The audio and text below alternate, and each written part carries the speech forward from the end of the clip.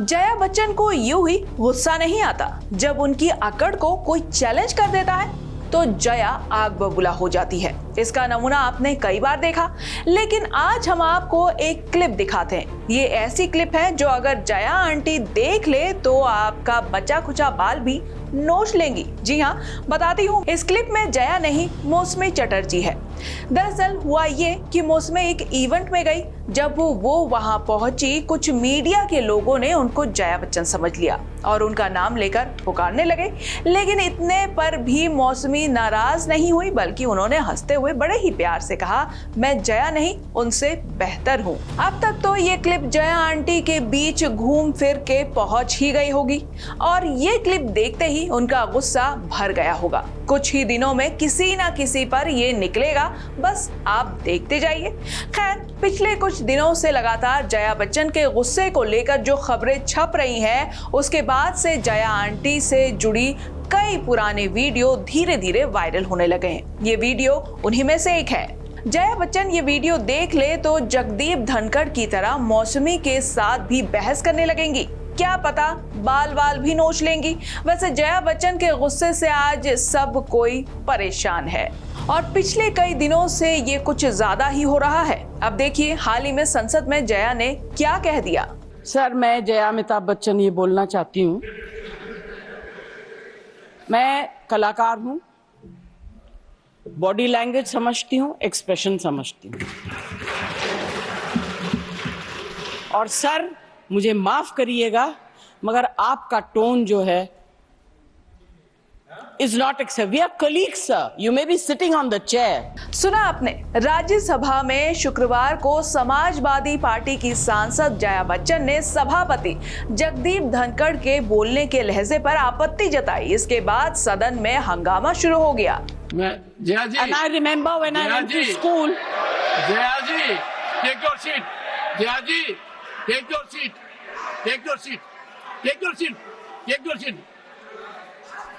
One second, honorable members. Honorable members. Honorable no. बैठिए. Honorable members. बैठिए. I know how to deal with it. बैठिए. जया जी. सभापति ने विपक्ष को मर्यादित आचरण करने के लिए कहा। वहीं विपक्षी सांसदों ने अपनी बात रखने की अनुमति नहीं देने का आरोप लगाते हुए सदन से बहिर्गमन कर दिया। आपको बता दें, इससे पहले जया बच्चन ने कहा कि मैं जया अमिताभ बच्चन ये बोलना चाहती हूँ कि मैं कलाकार हूँ, बॉडी लैंग्वेज समझती हूँ और चेहरे की अभिव्यक्ति समझती हूँ। सर माफ कीजिएगा, आपका लहजा स्वीकार्य नहीं है। भले ही आप आसन पर बैठे हैं, लेकिन हम आपके साथी हैं। इस पर सभापति धनखड़ ने सख्त लहजे में कहा, जया जी कृपया बैठ जाइए, आपने अपनी एक प्रतिष्ठा बनाई है। आप जानती हैं कि एक्टर डायरेक्टर के अनुसार काम करता है। आपने वो चीजें नहीं देखी जो मैं यहाँ बैठकर देख रहा हूँ। You have earned a great reputation. You have earned a great reputation. You know, an actor is subject to the director. You have not seen what I see from here every day. I don't want to repeat.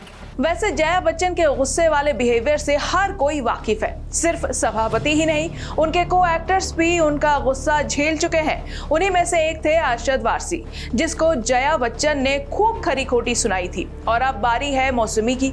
जिस भी दिन मौसमी चटर्जी जया बच्चन के सामने आ जाएंगी, उसी दिन जया को फिर से गुस्सा आ जाएगा। अब तो लोग भी ये कहने लगे हैं कि ऐश्वर्या ने भी जया बच्चन की वजह से ही ससुराल छोड़ दिया है और अभिषेक से भी दूरी बना ली है। अब आप ही सोचिए, घर में कलेश कौन चाहता है? घर आता है इंसान सुकून के लिए, ना किसी की किचकिच सुनने के लिए। बेचारे अमिताभ बच्चन। अब तो लोग अमिताभ को लेकर भी अफसोस कर रहे हैं कि पता नहीं वो कैसे रहते हैं जया के साथ और इतने साल कैसे गुजार दिए गुस्सैल आंटी के साथ। अब तो जया के लिए हाई टाइम है कि वो अपने गुस्से पर काबू पा ले, वरना ऐसा ना हो कि इस गुस्से के चक्कर में एक एक करके उनके हाथ से सब कुछ निकल जाए।